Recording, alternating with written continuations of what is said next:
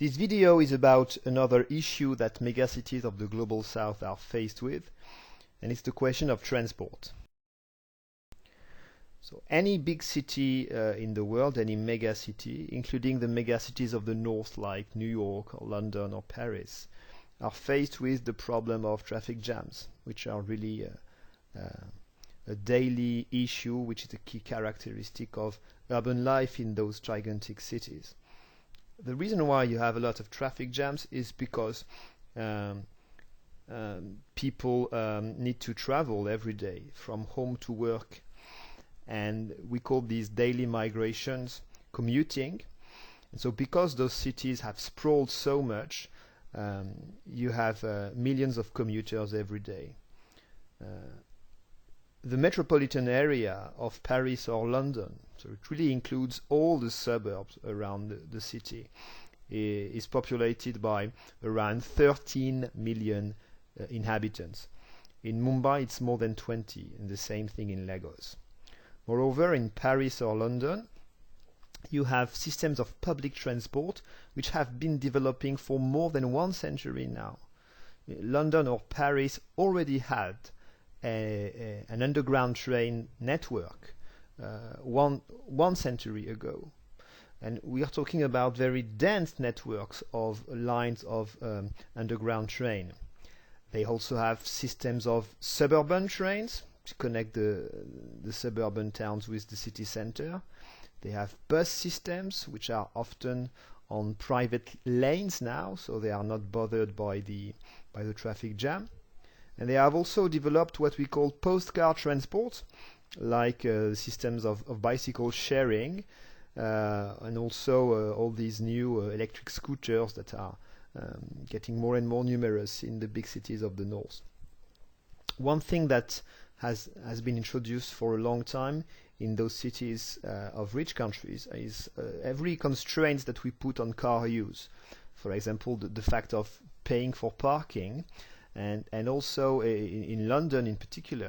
London is famous for this, the system of congestion charge, which means that you don't only need to pay for parking in London. For very central London, you need to pay only for driving with your car, and it's very expensive. Well, very few of these issues, of these strategies, they exist in the global south. So it means that the issues of transport in the megacities of the south are much bigger and much more difficult to solve. So look at these pictures taken in Lagos, which show traffic jams. Okay, and Lagos is legendary for its very big traffic jams in particular. Mumbai is also famous for its traffic jams. Traffic congestion is an issue, not only because it's very polluting, but also because it is a big hindrance to economic productivity.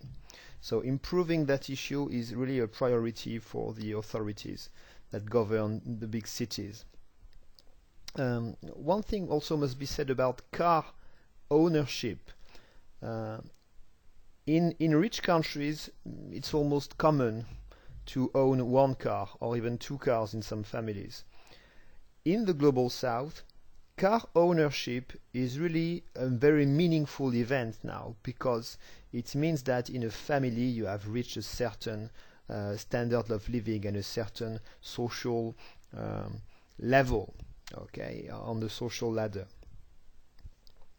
Which is the reason why it's very difficult to fight against the cars in megacities of the south.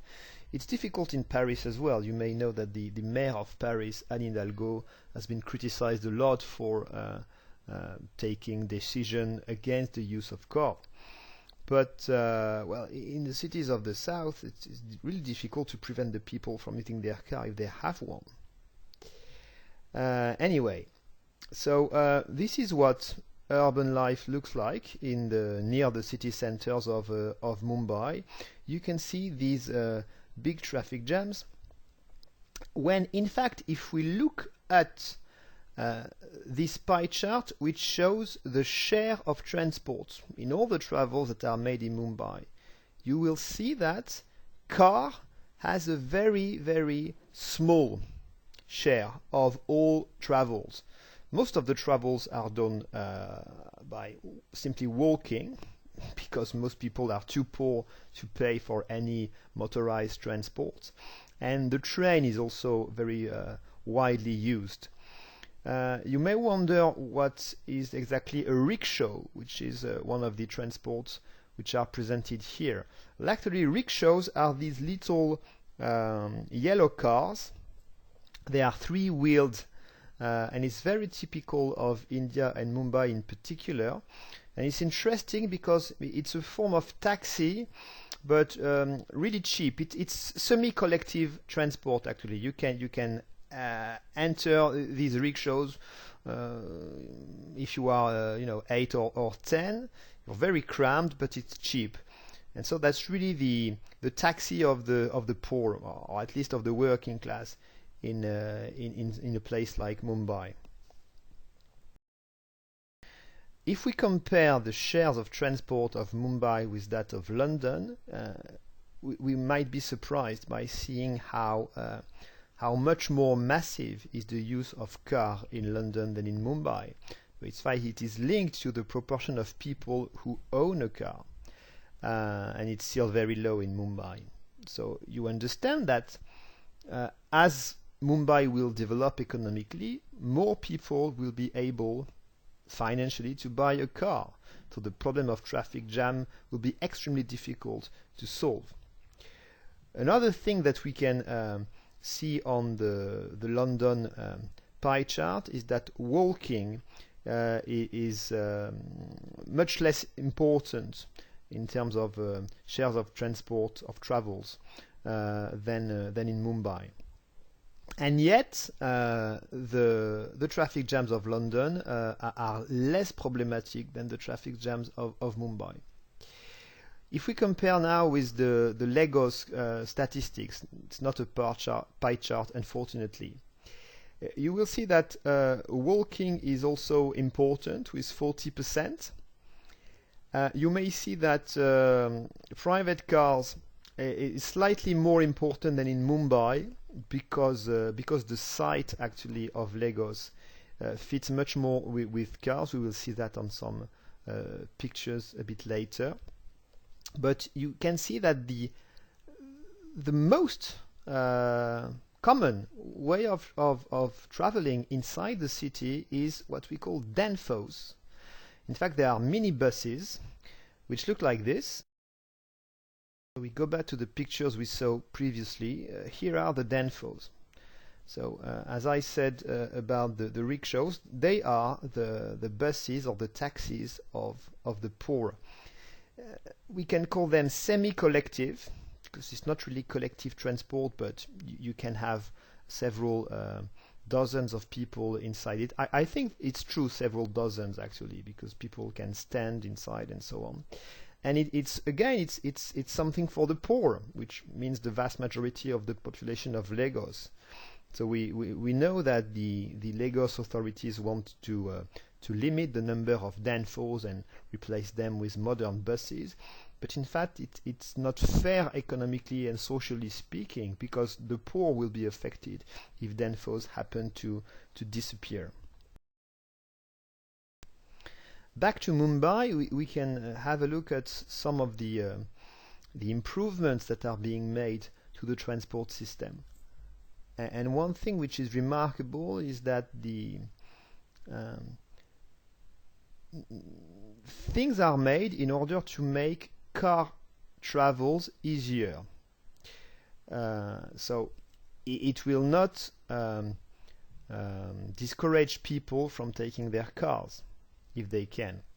I think this construction and this facility that you can see on the picture is very symbolic, because it is a very long bridge, a maritime bridge, which is located along the west coast, and in a way it connects two parts of the peninsula. It connects the very south of the peninsula with the new CBD called Bandra Kurla complex.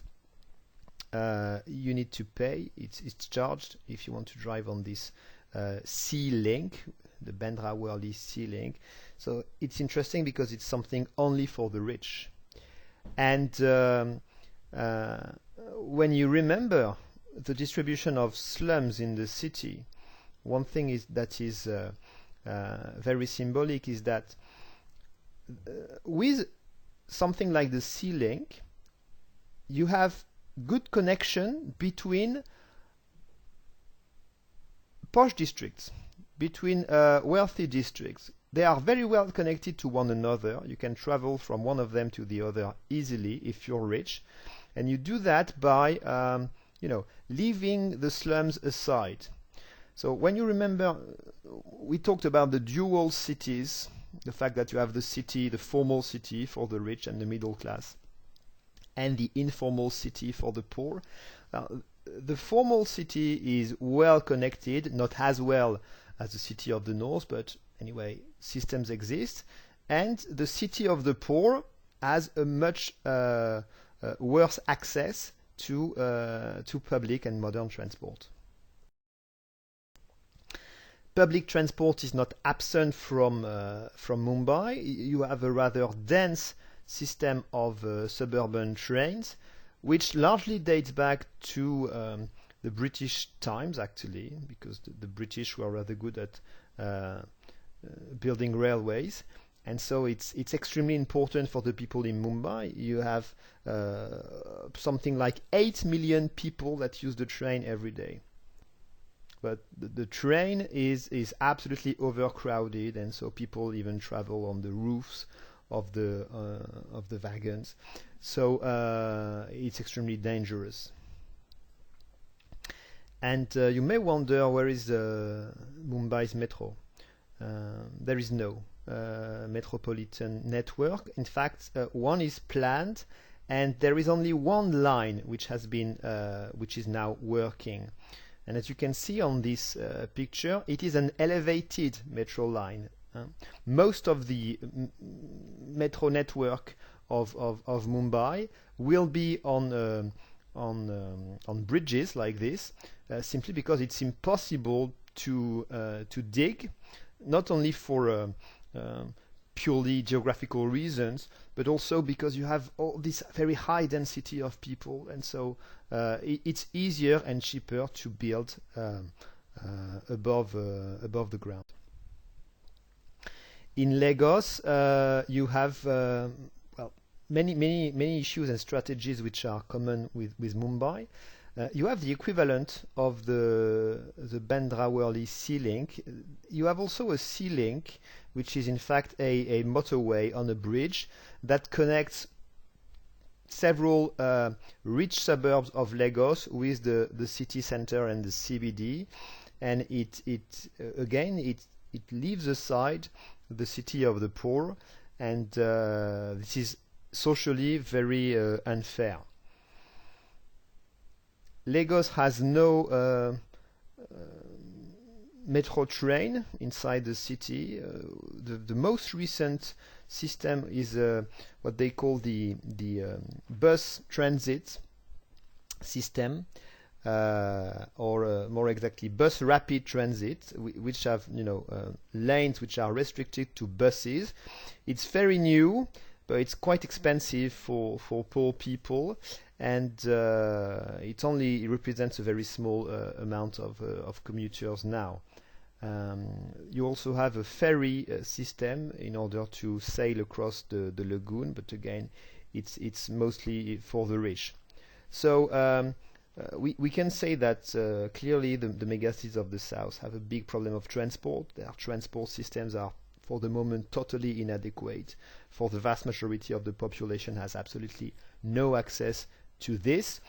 It is a bit less problematic nowadays for the more advanced megacities of the south, like Mexico, where you can find some strategies to limit car use these days, which are a bit copied on those of London, for instance.